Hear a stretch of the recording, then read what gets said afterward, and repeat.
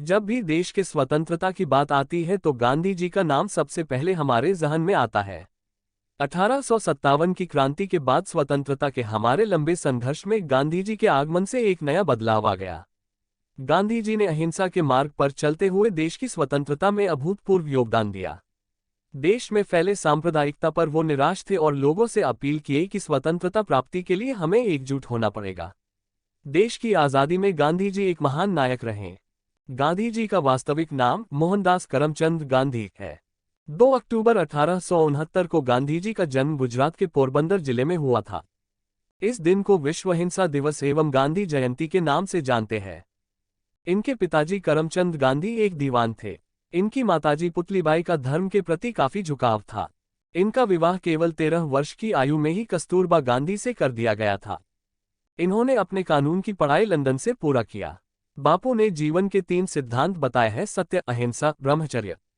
इन्हें हमारे भारत के राष्ट्रपिता के नाम से भी जाना जाता है। ये एक महान राजनीतिक और समाज सुधारक थे। भारत की आज़ादी में गांधी जी का महत्वपूर्ण योगदान है। गोपाल कृष्ण गोखले को ये अपना राजनीतिक गुरु मानते थे। गांधी जी सदैव ही अस्पृश्यता व अन्य कुरीतियों के विरोध में थे। बापू ने देश के आज़ादी के लिए बहुत सारे आंदोलन किए। महात्मा गांधी स्वाधीनता आंदोलन के एक प्रमुख स्तंभ थे। गांधी जी द्वारा बनाया गया पहला सत्याग्रह आश्रम वर्तमान में राष्ट्रीय स्मारक है।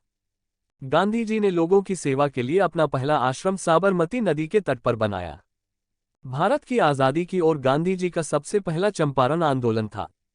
गांधी जी बहुत उदार प्रकृति के व्यक्ति थे। वो गरीबों और किसानों के लिए सदैव तत्पर रहते थे। गांधी जी द्वारा किए आंदोलनों में चंपारण, सविनय अवज्ञा, असहयोग और नमक आंदोलन महत्वपूर्ण थे। गांधी जी जीवन पर्यंत लोगों की सेवा में लगे रहे।